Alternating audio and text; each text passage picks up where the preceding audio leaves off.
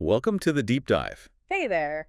So today we're looking at something, well, pretty different. Forget Wall Street for a second. Uh-huh. Or Silicon Valley. Exactly. We're exploring this trend, it seems, of ultra-rich crypto investors buying private islands. Yeah, I saw the piece on this. It's quite something. Imagine it, right? Your own island, no taxes, maybe no government as we know it. Just crypto and, I guess, really good Wi-Fi. Presumably, yeah. That'd be essential. So our mission today is to kind of get into why this is happening, what's the thinking, and maybe what could it signal. Right. Based on this article exploring the whole phenomenon, it's happening far from the usual financial hubs, which is interesting in itself. Okay, let's unpack it. The motivation. Huh. It seems like more than just wanting a luxury vacation spot. Oh, definitely. The article suggests it's about decentralization, but taking it way beyond just money. How so? Well, it's like trying to escape the entire existing system, building something completely separate, fundamentally autonomous. So when they buy these islands, they're not just building mansions. The idea is more like potential micronations. Exactly. That's the term the article hints at, creating these self-governing little zones. With their own rules. Yeah, their own rules, crypto-friendly infrastructure, the whole setup based around digital assets. You know, it makes me think of that seasteading idea from a while back.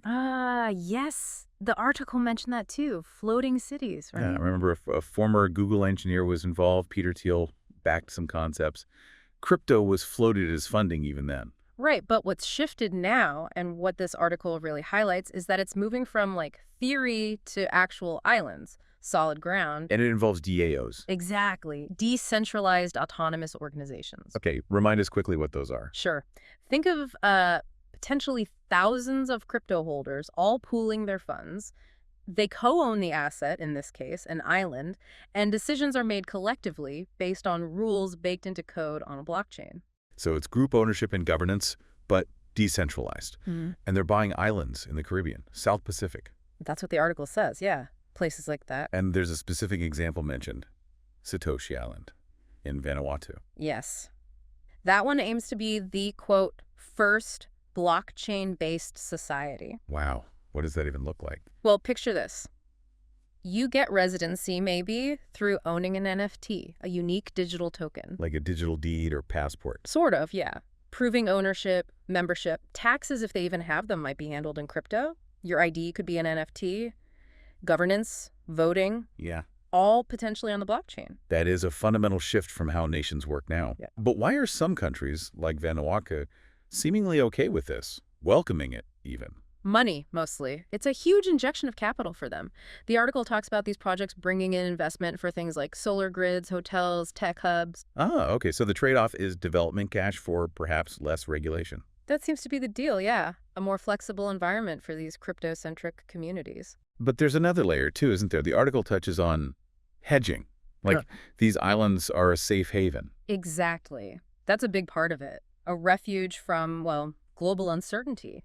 Things like rising inflation, maybe unstable governments back home. And the article used the phrase global surveillance economy, escaping that too. That's part of the narrative, yes. It's framed almost like a new gold rush, but the gold is digital and the frontier is tropical, seeking autonomy. Okay, this is where my mind starts racing. The article poses this really big question. What if one of these places, these decentralized islands, actually becomes more stable, more attractive than traditional countries?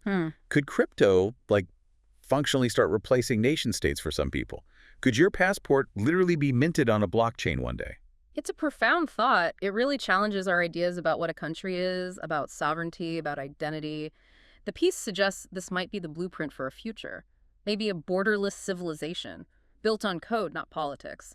So for you listening, the article kind of ends on this note.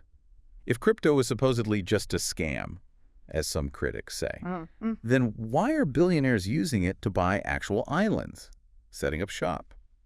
It's definitely food for thought. Consider the implications, a world where your governance, your identity might exist outside the old national lines, decentralized. What possibilities does that open up? And I guess, what are the potential pitfalls or challenges? Yeah, exactly. What does that mean for society, for being an individual? It's a fascinating future to ponder.